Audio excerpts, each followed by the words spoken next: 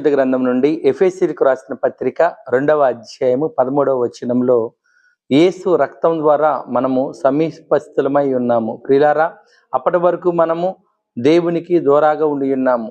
మనము సాతాను కోరల్లో ఉన్న మనము, సాతానుకు దగ్గరగా ఉన్న మనము యేసు రక్తం ద్వారా యేసుక్రీస్తు వారికి మనము సమీపస్థులుగా ఉన్నాము.